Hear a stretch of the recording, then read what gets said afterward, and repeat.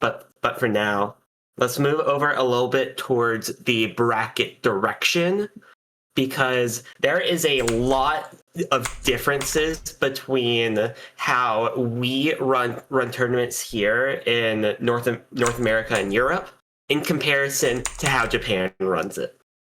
Mm-hmm. Yeah, I've got it pulled up here. They have a lot of teams here. It seems like, how many teams is here? Like 9 times 4? 36? Oh wait, no, there's a bye.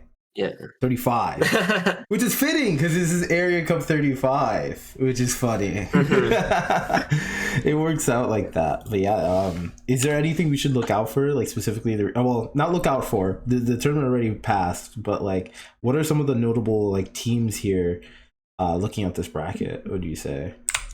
Stream. Yeah, at least at this point, it's pretty convenient for us because the way the groups are sorted right now, it's sorted by the seed for the player that basically gets out, right? And the top 2 seeds from each team are making it here. For example, like we with the A1 at the top there, the first group is Lobster, Milk Crave, Melon, and Shuma, and that is a superstar roster. Like you have Lobster and Melon, 2 people that won King's Cup, the hardest Splatoon tournament legitimately ever. Milk Crate, who is a winner of Area Cup, the first Area Cup crown, and then Shuma, who placed second at the most recent Area Cup crown, and is that like top god splash that we were talking about before. And then right under them is Trippy, Rusby, Roto, and Nispa. Nispa is actually the player where, like, there's a chance that you guys have like heard anecdotes from like Char, for example, right? Where it's like, oh, this top Dapple player is getting really good results. Wow, the weapon's top 2 now. Nispa is leading that charge, and it's kind of the only one doing the charge. But Roto, amazing player. Raspi, really great player. Trippy, also solid player there. But in the second group there, at the top is really good. You have Norishio, who, if like, there's a couple players that just break the echelon of Japan to Western connection. Norishio is definitely one of them. You have this Stamper guy that just posts these insane clips of like the most godlike movement you've ever seen. Norishio is that guy. Then we have Liar, who is actually one of the big parts in innovating support dually, because recently a lot of people have been more comfortable running dually as a support weapon, and Liar is a big part of that. Liar and Wasabi, whereas like the 2 were in a previous Area Cup, they both used support dually and placed second and first. Kind of convincing. Naigoda, winner of King's Cup as well, part of Egoist. Egoist is Melon, Naigoda, Lobster, and I'm blanking a lot. I'm blanking here. I'll remember the 4th one, but they won King's Cup. Top player at the top player. Yeah. All of them have like minimum. Oh, last one was Chocopero. Oh, oops. But all of them have a minimum of 4950 XP. Okay. And XP is like the point system throughout the tournaments? X Power. Oh, X Power. I'm sorry. I forget. Listen, I've never made X. I'm sorry. I must admit. So it's not the first thing that comes to mind. Yeah, that's it. That's honestly a fun point to bring up in general, like a side thing where it's like X, like in the Western scene, it's like, oh, what's your div? What's your div? Oh my god. Oh, you beat div. Blah, blah, blah. Japan cares way more about X Power. And they don't have a div system. There's no rolling ban in Japan. There's what XP are you, and if your XP is good, I want to play with you. That kind of thing. So yeah, and having a forced. Oh yeah.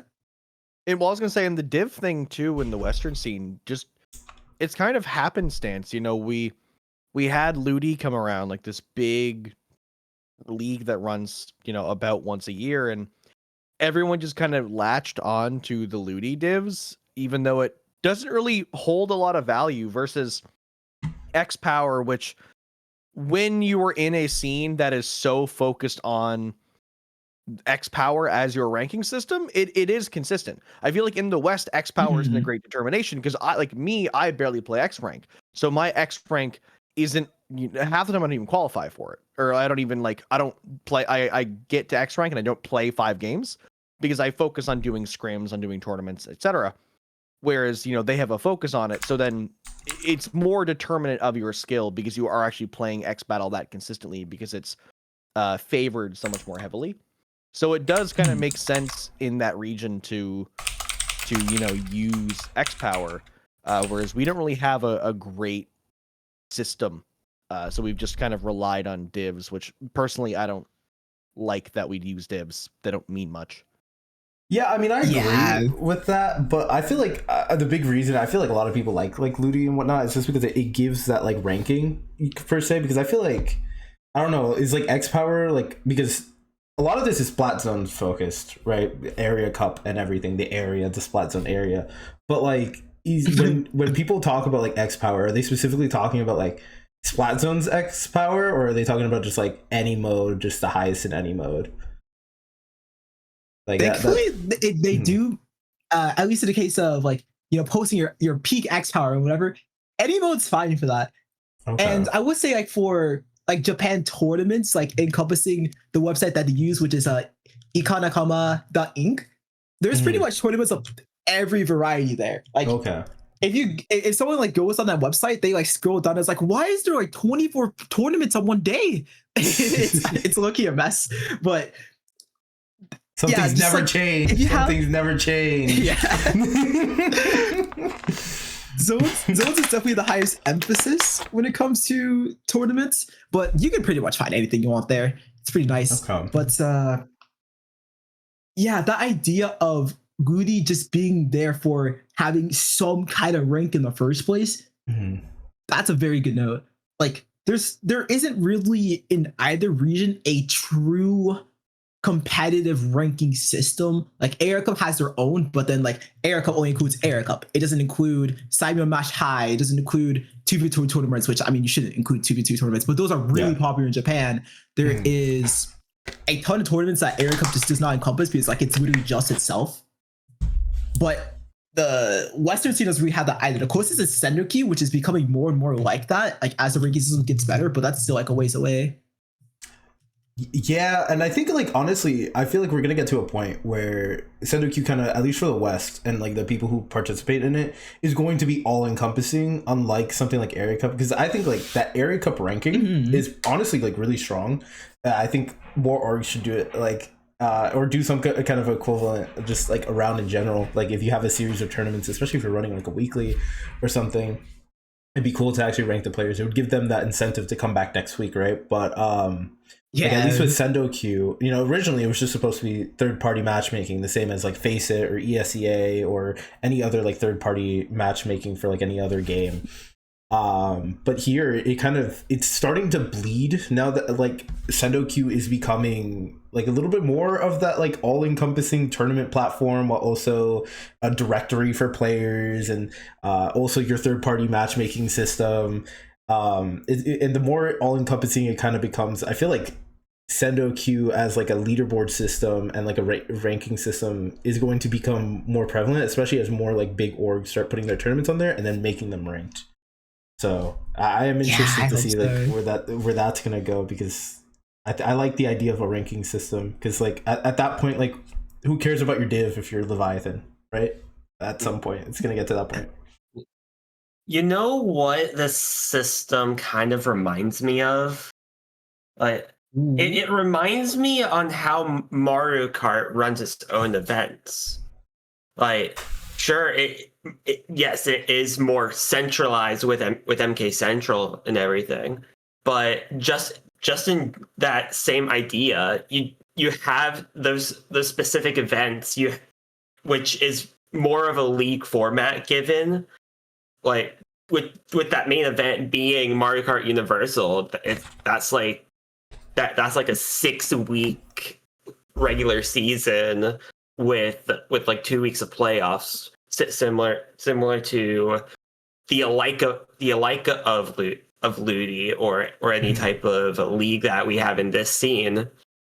So, but on top of that, it's all based off of individual rankings, where especially in the more lounge scene, everything is based off of an MMR system that is set by the people that put together the MK Central lounge system coding.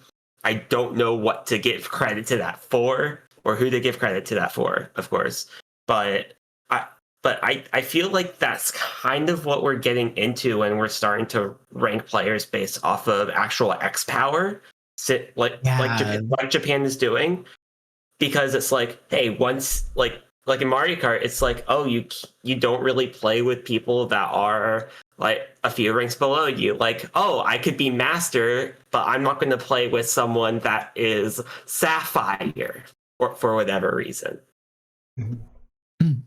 I actually, I really like that you brought up how each player has their own individual rank because, I mean, I think Udi is an amazing thing. I think it's really, really great for like a lot of reasons. But I really do not like that each player does not have their own individual rank. I get why it's like that because you kind of just need to put players into the same league to have league under the ink. But I really wish there was a way for a player to like, if you have a DivX guy or a DivX results guy and like a new player and they're all on the same team, the system like breaks because one is subjective. And well, it's kind of subjective. Like there's some objectivity to it, like because of the results, but it's like there's no direct number MMR. This player is this number of this ranking. It's like this player has this results with these sets. I need to look at these and determine what div they are. But like if a DivX player, like a div like 25,000 player on the same team, someone's div is getting messed up. Yeah, that kind of happened with like Zenith. Actually, I think this past OD, I think she was on like a Div 3 team or Div 2 team or something like that. So I heard because she was playing with like a bunch of people who were way lower and just having fun with it. So yeah, kind of like what you're saying. Like you have a top level player wanting to play with friends, and then all of a sudden you're Div 2. So yeah, and again, it's that point where that's what a division is. It's, or at least like what division you're placed in is. It is the opinion of a seeding council of your group's skill level. So technically saying like, oh yeah, I'm a Div 5 player, that's incorrect. Your team is Div 5. You with those 3 or 4 people as a group have been given Div 5. And then even then, that is a hand-seeded thing. So a lot of the time things fall into the cracks. You have those teams that just sweep a division because the seeding council made a mistake. There are teams that get underseeded, teams that get overseeded, and you're like, as you all mentioned, there are going to be those teams where you have a higher level player with a lower level squad because they don't know their own skill level, because they couldn't find another group, because they want to just play with their friends and kind of play down. And it creates this weird thing too, where we have this hesitancy to play with people because we don't want to get dragged down. I've seen so many people who don't want to form a pickup or a team with players because they're scared that if they play with somebody, they might lose, like they might like drop a div or two in the next Ludi season. And it's like, who cares? Play with the people that you think you can grow and improve with, and then grow and improve with them. Yeah, I think that like at this point, Ludi, they already do the free seeding, right? They might as well just have like a separate system that they do before Ludi, and then they just release that. They get like impressions based off of that. They just do like a big rating system of everyone, and then they're like, okay, cool, you know what you are. So if you actually want to play in the tournament, you can play in the tournament now. You don't have to waste our time. And also, I think they would be just doing a good service to the community in that regard, because they're kind of seeding a ridiculous amount of people for essentially for free. And that's all people want. If that's all people want, just give the people what they want. They just want to be seeded. They just want to be told like where they're at. And the tournament, not everyone wants to participate in that, but people definitely want to get the clout of like being a certain division. So maybe that's the solution. Seems like Area Cup kind of does that. Are these groups, kind of bringing it back to Area Cup, are these groups seeded? Oh, they disappeared on me. Give me 1 second. There we go. Are these groups seeded like the top level like groups? Like A1 is like a group of all high level seeds in terms of like teams, or are these like kind of just like teams put around anywhere? Oh, okay, yeah. So for the groups themselves, they do try to seed it so that we don't have Melon plus God versus Ryukun plus God. They try to avoid that. They also do try to avoid Western players playing in different groups. Like if there's like 2 NA teams, they're gonna try to put them in the same group. And I know this because in the last Area Cup run I did, I fought against FT Win and I DM'd Kia. It's like, wow, it's so funny that we got the same div. It's like, yeah, it's completely on purpose. Segregation all over again. they just have a lot of players complain about like, oh, the lag. Oh, I want to host, so I can't lag. Oh, that's fair though. Yeah. That makes sense. I mean, yeah, that's just how the cookie crumbles when it comes to like online games. So we just gotta find a way. We gotta get a bunch of people tickets to Japan or just like all central location. They just have to play the game every month. You just like get like spend like $3,000 and get like 4 players to Japan for a week. It's like we're gonna do like 2 locals here. Yeah, exactly. Like at Kagaribi, we just send the best of the West. We just send the snails group and just be like, try to win one, please.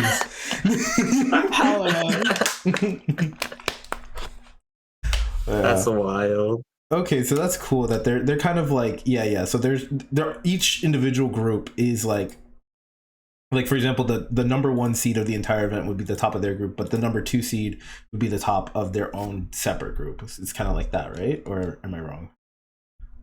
Oh yeah. Okay, for the rank that's right next to the ID, that's their original seeding, and then from there it's like.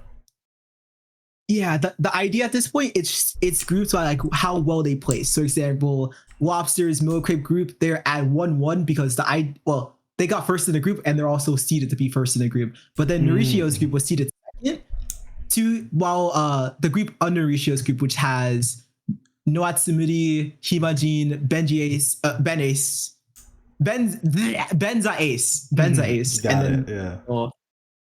and then they were seeded to be first in their group, but then they lost in the race group.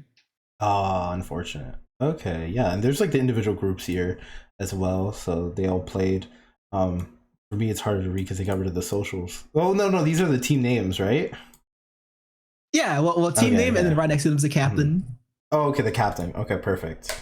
Yeah. Okay, so that's pretty interesting. Oh, they use Discord. It just says Discord so there. Oh my gosh! Hey. There's a commonality. It's just funny seeing Discord just written there. Okay. It's a bunch of Japanese tech Discord. That is always the one saving grace that like Japanese, like a lot of like things that I've seen like in Japanese do have occasional English words. Like an Area Cup, like it says round 1, game 2 in English. I'm like, oh, thank God. Like now I know what round I'm watching. Yeah. Like they give us a little treat once in a while and let us know what's going on. No, yeah, exactly. That's pretty interesting. Go ahead. Yeah. A lot of the common words in like applications for things are often translated into English because many of them are, or many applications like Discord is made to mostly or the key target audience that it was made around what was an English speaking audience, and that's how the owner started it, so they keep it. It's a name, and from my knowledge, a lot of the Japanese scene likes to keep the name in the original language. So that makes sense. Yeah, very nice. I do have a question though. Were there any like significant group stage upsets in this tournament that you know of? Because I know you know a lot about the players and what they play and whatnot, but what are some of the notable upsets that we could take a look at that was like surprising? Because I know you mentioned some upsets earlier, but did they happen in the group stage or was that towards like in the bracket? Somehow, some way, there was like no significant upset this time though. Sometimes some crazy stuff happens, but thankfully the seating council they had some pretty good hunch. Okay, that's pretty good. Looking through them. Okay, so we can take a look at the bracket. Oh, go for it. Yeah, I do want to highlight here in A6 the top team right there. Yeah. Doshio, captain by P. They won some crazy sets. Like in the quarterfinals, they beat Nori's group. Yeah, absolutely insane. if I have my notes down correctly, this team got second in the entire event. Mhm. Yeah. Oh, okay. So there was nothing to stop that. Yeah, it's not like the players themselves are like noob type players. Like for example, Rotaberu has been one of the best Splasher players and one of the best S-Splash for like quite a while. Like it's just like if we were like using the tier and the div analogy, it's like if there was a bunch of div X plus players, like Rotaberu would be a div X player. Oh, But it's okay. like seeing that group tear through. I would say tear through because like both the sets were last game, but like beat Nuri group, and then beat Rusu's group is like wowza. Oh, okay, so that's pretty impressive. Okay, that's pretty interesting then. So yeah, for anyone who doesn't know and it's not familiar with tournaments, so yeah, there's the group stage, top 2 from those groups, they did do round robin, but then it takes us to the overall bracket, which I thought was pretty interesting. Obviously, for the sake of time, they do everything in one day, but like they do everything single elimination, which I think is pretty interesting because I know in the West we do a lot of double elimination or a lot of double elimination fans. So that's pretty interesting. You mess up once and you're out because these are best of 3s up until semis, all things considered. So yeah, I don't know. I feel like best of 3s they go by fast compared to compared to best of 5s, where once you're in a best of 5, it's kind of like you have time to mess up like a map or two, but in best of 3 you mess up one map and then you have to play perfect essentially for like the rest of the set. So Yeah, on the back burner. Yeah. It's interesting. I would say I'm a fan of groups in the single elim. It's to an extent. I don't think it's perfect. Maybe it's like you can have like a perfect group stage. You can like drop not a single game, and then you lose a game 3 in your first round. It's like, wow, I have nothing to show for that. Awesome. Yeah. But what I do like is there is no silver bracket, bronze bracket, iron bracket, plastic bracket type thing. It's the top 2 teams make it out. If you don't, sorry, you're not even streamed. I like that it's very geared towards, giving the players that did good, more screen time. I don't think that it's like a bad thing to have a silver bracket or bronze bracket or iron bracket or plastic bracket or wood bracket, but it gets to a point. Yeah, I definitely hear that. I mean, I think like the focus on those, I would imagine, is that like people want to have more games more than anything. Where it's like, because I've noticed, especially in like the West, a lot of the time, it's like what you said. There's a lot of tournaments over there too, but I feel like a lot of our tournaments are more exist because people want practice more than they care about like proving themselves, if you know what I mean. It's more about like they just want to get in as many games as they possible for the night, and then as opposed to using like a scrim system or even like queuing up in sendo queue or for most of the players in the West, God forbid, like just going to like open or even just like solo queuing for the night. Yeah. Exactly. Yeah. An idea then to base it off of that, how would we feel like if our general system is to make tournaments for practice? Why don't we just make an event in a ladder format? That's a good point. I feel like the Western scene is at an interesting spot where tournaments are kind of how we practice. I know a lot of teams that just only pretty much enter tournaments. Like they use it as a way to scrim. A lot of different teams, rapid fire. But at the same time, they're still very result oriented. I feel like in the Japanese scene, it does seem like the emphasis is who wins the tournament. Doesn't matter. There's no, like I said, there's no double elimination. There's no silver, bronze bracket. It's your pride on the line. Who is going to win this? It doesn't matter if you lose, it's who's going to win. Whereas Western scene, people love to go online and go like, we made it second place in silver bracket. We came in whatever, like, the 18th place of the whole event. There's a focus on those results and also on the practice. So we could have events that are focused on, being an event made for getting more practice, but then people probably wouldn't want to play it because they are so result oriented and want that number attached to it that they can go post and be like, yeah, we made it this far, we've improved. Yeah, the perception focus in the West is not that it's not just like a universal thing. Like it's like everyone universally wants to be seen as the GOATs. But yeah, the way we have a really large system that is based on the rankings of what sets we've won and what sets we like what our results are, and specifically the ones that we put down as well, it leads to that kind of, we place fourth in a bronze bracket, I'm going to post this on the Team Blue Sky and people are going to say good shit. But I mean, like, everyone is where they are, first of all, but or anything like, it's like everyone has like the total like, freedom to do that kind of thing. But the way the divs work and the divs of, oh, is this person good enough for this event? So let me look at the results in their sets and see. That kind of basing leads to a lot more of that, trying to min-max every single tournament result. It's very interesting. Yeah.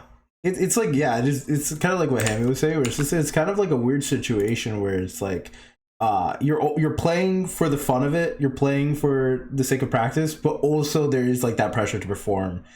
But like that's what I think I like about like this right here is like, at least for the area cups, which I don't know if this is a good example because the area cup isn't necessarily, it's like what you said, it's kind of like an in the zone as opposed to like, I don't know, your SOS, your paddling pool, your weekly, your Megalodon Monday.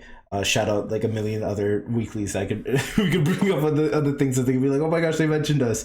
But but yeah, like it's definitely more of an in the zone. So like I feel like there is more pride on the line, there's more incentive. And especially now that, we're talking about like, top 4 or like top 18, the people who got our groups. I'm curious, like, is there any prizing? Because it is something I saw earlier on Blue Sky in a post underneath one of our posts. Are there any prizing for like area cup events? Like, is that something that you look into? I know there's some conversation about, whether it's legal or not.